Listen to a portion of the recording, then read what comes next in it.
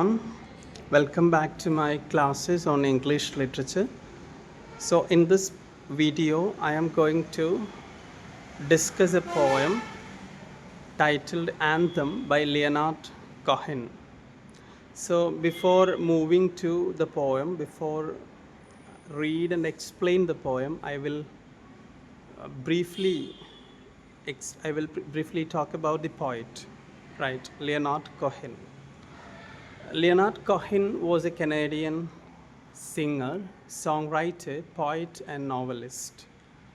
His first book of poetry is Let Us Compare Mythologies, and talking about the different themes that he dealt with in his writings are the conflict between faith and morality, the conflict between isolation and depression, the conflict between betrayal and redemptions, the conflict between political and social.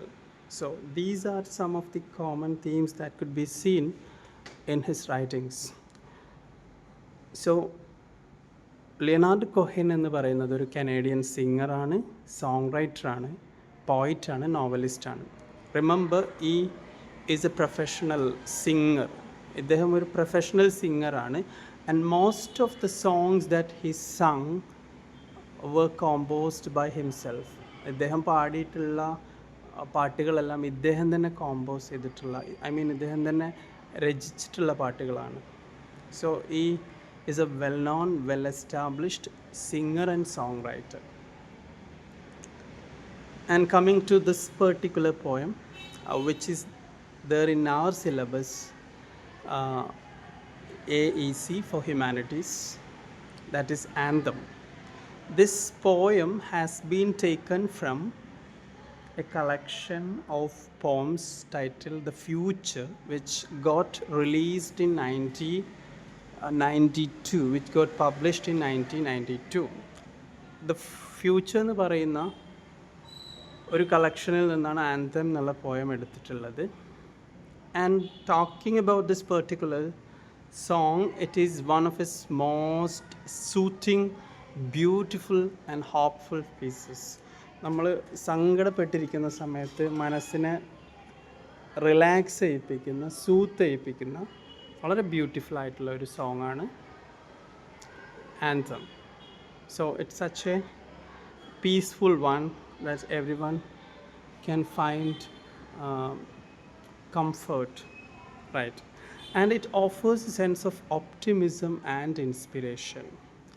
Optimism എന്ന് പറഞ്ഞാൽ നമ്മളെ വിശ്വാസമൊക്കെ പെട്ട് നമ്മളാകെ ടയർഡായിട്ട് വിഷമിച്ചിരിക്കുന്ന സമയത്ത് നമുക്കൊരു ശുഭാപ്തി വിശ്വാസം ഈ കവിത വായിക്കുമ്പോൾ കിട്ടും എന്നുള്ളതാണ്. അതുപോലെ this is also an inspiration to us in many ways. Let us come to the poem right now. So this is the poem. I hope you can see this in the slide. Anthem. So I'm not going to read it in a single sitting, but I will explain each stanza one by one. So let's look at the first stanza right now. This is the first stanza. The birds they sang at the break of day start again. I heard them say, don't dwell on what has passed away or what is yet to be. So in the beginning stanza, the poet introduced an image of birds which are singing in the morning. നമ്മൾ രാവിലെ എണീറ്റ് വരുന്ന സമയത്ത് പലപ്പോഴും പക്ഷികളുടെ പാട്ടൊക്കെ കേൾക്കാറുണ്ട്. So അങ്ങനെയുള്ള പക്ഷികൾ എവിടെയും പാടുകയാണ്. So what are the singing?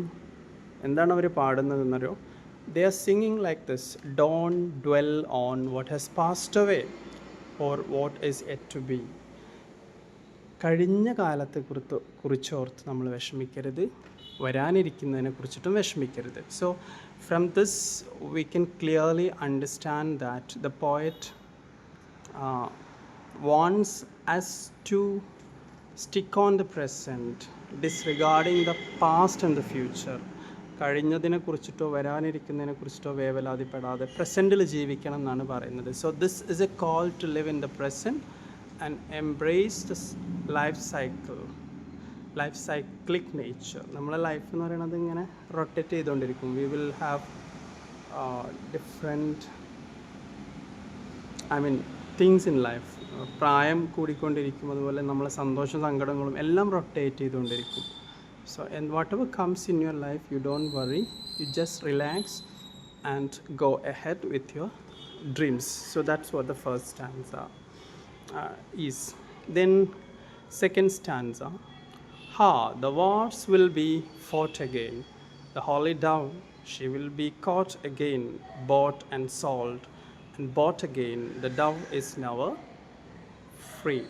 So in the second stanza, we have an image of a dove, a white dove, a holy dove, right? So ഇവിടെ holy dove can be a symbol of peace.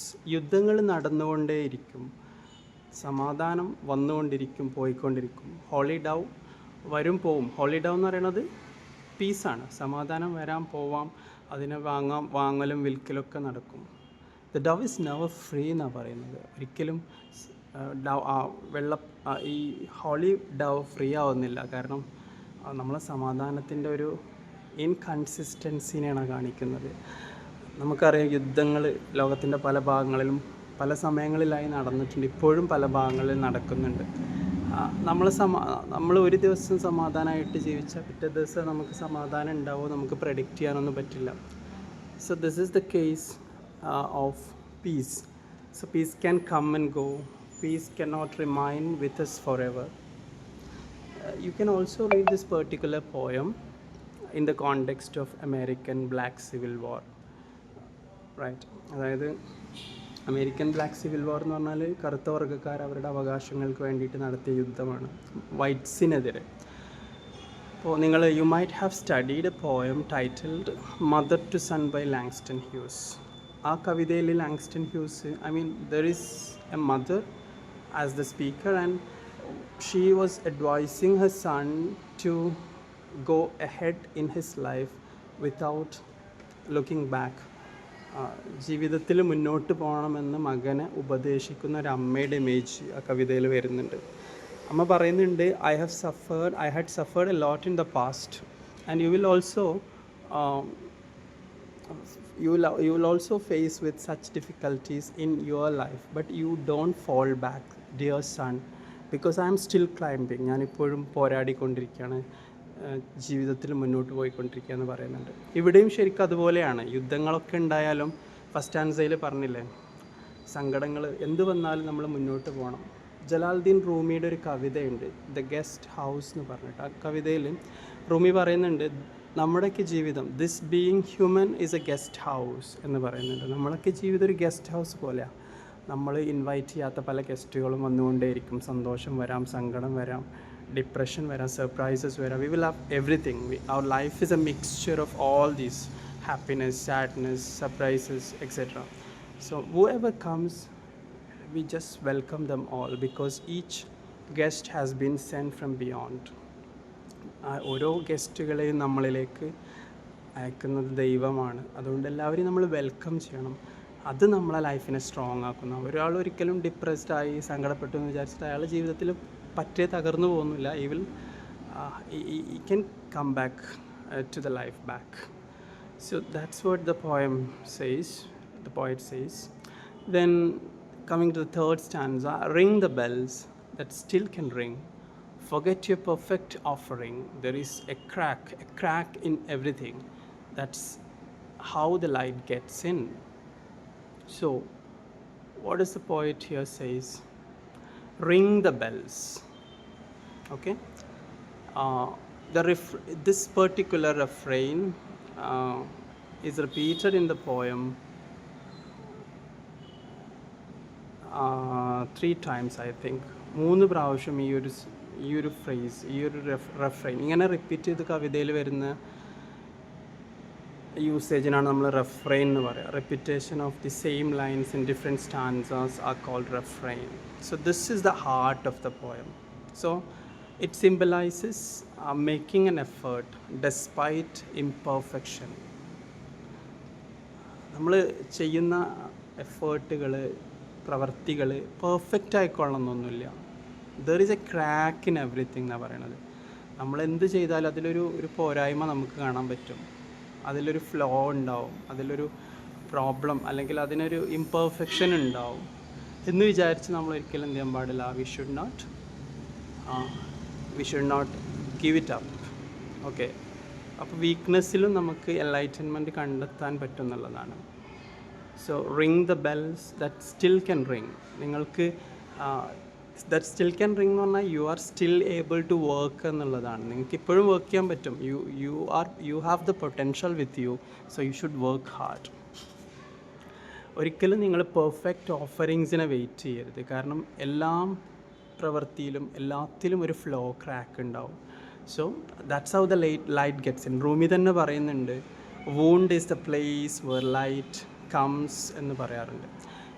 മുറിവിലൂടെയാണ് നമുക്ക് പ്രകാശം കിട്ടുന്നത്. പറഞ്ഞാൽ നമ്മുടെ hard work നമുക്ക് പലപ്പോഴും വിഷമകരമായിരിക്കും. നമുക്ക് ഒരുപാട് സഫറിങ്സ് നേരിടേണ്ടി വരും, സമൂഹത്തിൽ നിന്നും ആളുകളിൽ നിന്നൊക്കെ നേരിടേണ്ടി വരും. But all those experiences later on make us strong എന്നുള്ളതാണ്.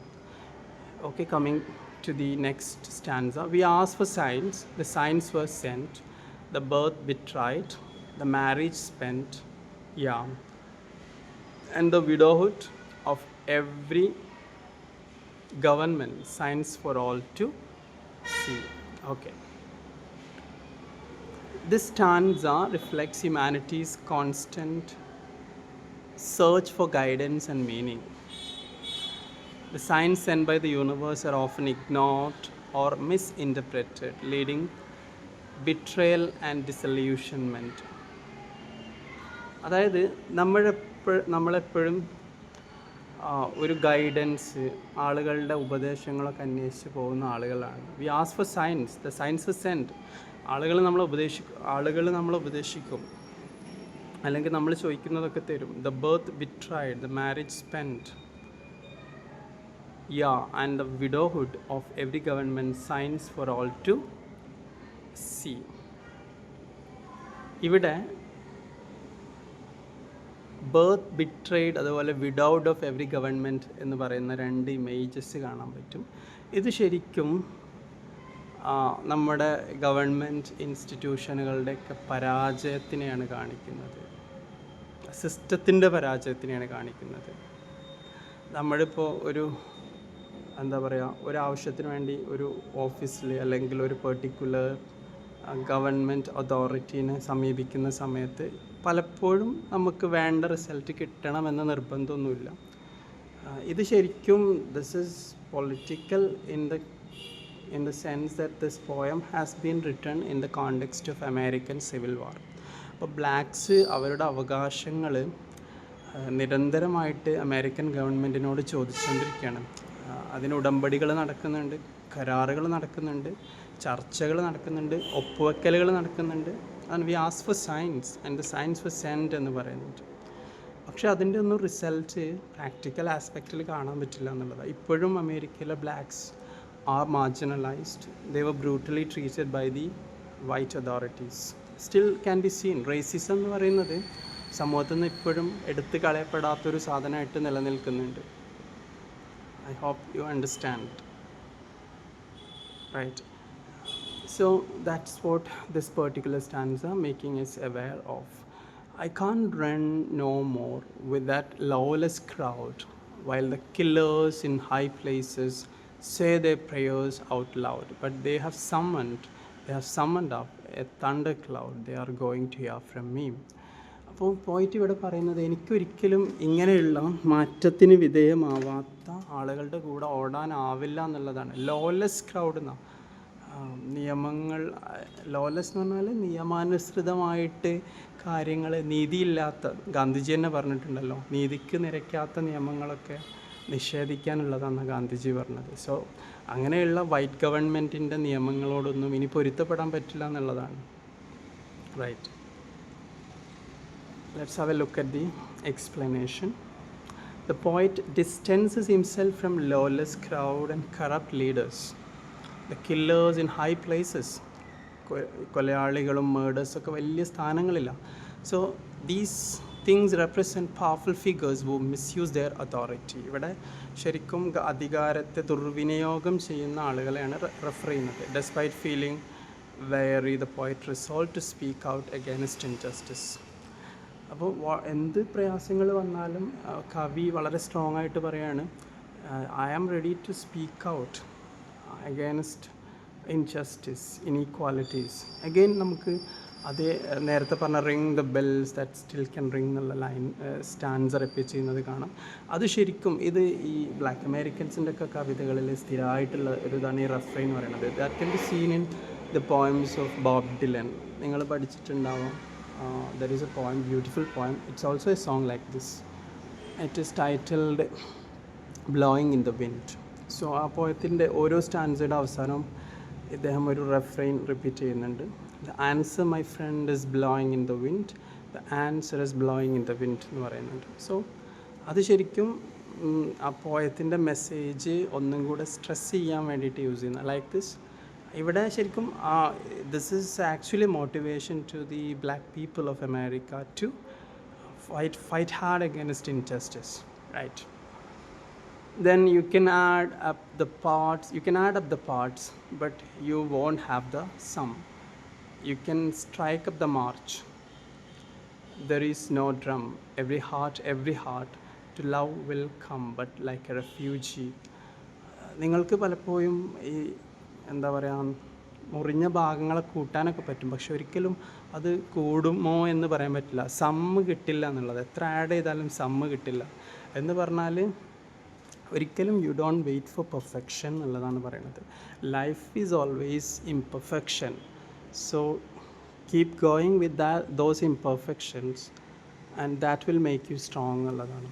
നമ്മൾ പറയാറില്ല, disorder can be order some time. എപ്പോഴും ഓർഡേർഡായിട്ട് തന്നെ ജീവിക്കാൻ പറ്റിക്കൊള്ളുന്നില്ല. Some time disorder can also be order of our life, right? അപ്പം മാർച്ചുകൾ, സമരങ്ങൾ നടക്കുന്നുണ്ട്. ഡ്രമ്മില്ലാതെ തന്നെ സമരങ്ങൾ നടക്കുന്നുണ്ടെന്നാണ് പറയണത്. സ്നേഹം വരും, പക്ഷേ സ്നേഹമൊക്കെ റെഫ്യൂജി പോലെയാണ്. റെഫ്യൂജി എന്ന് പറഞ്ഞാൽ കോൺസ്റ്റൻ്റ് അല്ല, അഭയാർത്ഥികളെ പോലെ സ്നേഹവും സമാധാനവും ഒക്കെ വന്നും പോയിക്കൊണ്ടിരിക്കും. പക്ഷേ നമ്മൾ ചെയ്യേണ്ട ഡ്യൂട്ടി നമ്മൾ ചെയ്തുകൊണ്ടിരിക്കണം. Again in the coming to stanzas those refrain repeater, ring the bells that still can ring, forget your perfect offering. നമ്മൾ പെർഫെക്റ്റ് ഓഫറിങ്ങിനെ വെയിറ്റ് ചെയ്യരുത്. Because there is crack in every activity we do every day. അതുപോലെയാണ് ആ ഇംപെർഫെക്ഷനിലൂടെയാണ് നമ്മൾ strong ആവുന്നത്, നമ്മളിലേക്ക് light എത്തുന്നത്. That's how light gets in, that's how light gets in. ഞാൻ നേരത്തെ പറഞ്ഞ അതേ ലൈന് ഞാൻ റിപ്പീറ്റ് ചെയ്യാം. റൂമി പറഞ്ഞതുപോലെ wound is the place were light gets in. മുറിവിലൂടെയും റൂമിയും ജിബ്രാനും ഒക്കെ കവിതയിലൂടെ ഇങ്ങനെയുള്ള കാര്യങ്ങൾ പറഞ്ഞിട്ടുണ്ട്. നമ്മൾ ഏറ്റവും ഹാർഡ് വർക്ക് ചെയ്ത് നമ്മളെ കാലിലും കയ്യിലൊക്കെ തയമ്പ് വരും, അല്ലെങ്കിൽ എന്താ പറയുക, മുറിവേൽക്കും. അങ്ങനെയാണ് നമ്മൾ സ്ട്രോങ് ആവുക എന്നുള്ളത്. ഒരുപാട് അനുഭവിക്കുന്ന ആളുകൾ will be much stronger than every one else. So this is the stanza wise explanation of the poem. Now let's have a very quick look at the themes. So these are the different themes: imperfection and redemption, right? Then hope and resilience. Imperfection പറഞ്ഞാൽ and I have been talking about that from the beginning itself. അതായത് എന്താ പറയുക, perfection wait ചെയ്യാതെ നമ്മൾ work ചെയ്യണം എന്നുള്ളതാണ്. Hope പ്രതീക്ഷയാണ്. Resilience എന്ന് പറഞ്ഞാൽ വീണ്ടും നമുക്ക് തിരിച്ചു വരാനുള്ള ഒരു എനർജി. നമ്മൾ പറയാറില്ലേ, പാബ്ലോ നെരൂദ ഒരിക്കൽ പറഞ്ഞിട്ടുണ്ട്, you can cut all the flowers but the spring will come when it has to come എന്ന് പറഞ്ഞിട്ടുണ്ട്. നമ്മളെത്ര പൂക്കളെ നുള്ളിക്കളഞ്ഞാലും വസന്തം വരുന്ന സമയത്ത് വരുന്നേ ചെയ്യും. ഇതുപോലെയാണ് നമ്മൾ ആരെ നോവിച്ചാലും മുറിവേറ്റാലും അവർ മച്ച് സ്ട്രോങ്ങറായിട്ട് തിരിച്ചു വരും എന്നുള്ളതാണ്. Then this poem is a critique of the society. സമൂഹത്തിലെ അതോറിറ്റീസിനെ ക്രിട്ടിസൈസ് ചെയ്യാണ്. അധികാരികളെ, പാവപ്പെട്ട ആളുകളെ മാർജിനലൈസ് ചെയ്ത് സമൂഹത്തിൽ നിന്ന് മാറ്റി നിർത്തുന്ന അധികാരികളെ. എസ്പെഷ്യലി ഞാൻ നേരത്തെ പറഞ്ഞ പോലെ you can read it in the context of Americas black history or there civil war context. അവിടെ ബ്ലാക്ക് അനുഭവിച്ചിരുന്ന പ്രശ്നങ്ങൾ, സ്ത്രീകൾക്ക് വോട്ടവകാശം ഉണ്ടായിരുന്നില്ല, മര്യാദക്ക് എന്താ പറയുക ഭക്ഷണം കിട്ടിയിരുന്നില്ല, കൂലി കിട്ടിയിരുന്നില്ല, വേതനം കിട്ടിയിരുന്നില്ല. അപ്പോൾ അതിനൊക്കെതിരെ സംസാരിക്കുന്ന ഒരു ക്രിറ്റിസിസം കൂടി ആയിട്ട് കവിതയെ വായിക്കാം. And this is also an enlightenment, spiritual kind of enlightenment. നമുക്ക് വായിക്കുമ്പോൾ ഒരു മോട്ടിവേഷൻ തരുന്നുണ്ട്. And there are some poetic devices as well. There are metaphors, there is a refrain, there is refrain. അതൊക്കെ ഞാൻ നേരത്തെ പറഞ്ഞാണല്ലോ, refrain, symbolism, imagery, paradox. Okay, a crack in everything എന്നുള്ളത് ശരിക്കും ഒരു crack is a metaphor for നമ്മുടെ imperfection. ലൈഫിൽ എപ്പോഴും നമ്മൾ ചെയ്യുന്നതിൽ പോരായ്മകൾ ഉണ്ടാവും, അതിലൂടെ light കിട്ടുന്നുള്ളതാണ്. And light is A metaphor four hope, truth, enlightenment. Then റെഫ്രെയിൻ ഞാൻ പറഞ്ഞതാണല്ലോ, ring the bells that still can ring എന്നുള്ളതാണ്. സിംബലിസം എന്ന് പറയുന്നത് one simple is the simple of A bird. ബേർഡ്സിൻ്റെ first ആൻസയിൽ ബേർഡ്സിൻ്റെ simple വരുന്നുണ്ട്. സോ ബേർഡ്സ് എന്ന് പറയുന്നത് ഡോണിൽ കാണുന്ന ബേർഡാണ്. So it can be a symbol which mean a new beginning. Holy dove ഒരു സിമ്പിളാണ്, പീസാണ് അത് കാണിക്കുന്നത്. thunder cloud is a symbol for justice, impending justice or consequences. Then there are images of war, betrayal, struggle, etc. Then you know what is paradox is? Paradox എന്ന് പറഞ്ഞാൽ opposite ആയിട്ടുള്ള ഐഡിയകളെ same ലൈനിൽ കൊണ്ടുവരുന്നതിനാണ് paradox എന്ന് പറയുന്നത്. I will read one paradox. You can add up the parts but you won't have the sum എന്ന് പറയുന്നുണ്ട്. നിങ്ങൾക്ക് കൂട്ടാം, നമ്മളിങ്ങനെ ഒരു 1 2 3 എന്ന് പറഞ്ഞ് കൂട്ടുന്നു, പക്ഷെ ഒരിക്കലും നമുക്കൊരു സമ്മ് കിട്ടില്ല. കൂട്ടിക്കഴിഞ്ഞാൽ സമ്മ് കിട്ടുമെന്ന് അറിയാലോ, അത് യൂണിവേഴ്സൽ റൂളാണ്. പക്ഷെ കവിതയിൽ അത് പിന്നെ എന്താ പറയുക കിട്ടുന്നില്ല എന്ന് പറയുന്നുണ്ട്. സോ ഇങ്ങനെ ഓപ്പോസിറ്റ് ആയിട്ടുള്ള വൈരുദ്ധ്യങ്ങളെ ഒരേ വരിയിൽ കൊണ്ടുവരുന്നതിനാണ് പാരഡോക്സ്, ഐറണി എന്നൊക്കെ പറയാം. So that can also be seen in the poem. Okay, so this paradox highlights the complexity of life and human experience. അതായത് സ്ട്രഗിൾസും നമ്മൾ പറയില്ല ജീവിതത്തിൻ്റെ അർത്ഥം എന്താണെന്ന്. ഇപ്പോൾ ഈ യുദ്ധങ്ങളും ഫലസ്തീനിലെ ഇഷ്യൂ ഒക്കെ കേൾക്കുമ്പോൾ എന്താണ് ജീവിതത്തിൽ അർത്ഥം എന്ന് ചോദിച്ചു പോകും. സോ അങ്ങനെയുള്ളൊരു എത്ര ഹാർഡ് വർക്ക് ചെയ്താലും പിറ്റേ ദിവസം അതെല്ലാം തരിപ്പണമായി പോകുന്നൊരവസ്ഥയാണ് കാണുന്നത്. അതാണ് ഇവിടെ ഉപയോഗിച്ചുള്ള പാരഡോക്സ് കൊണ്ട് ഉദ്ദേശിക്കുന്നത്. So that's all about the poem. Thank you.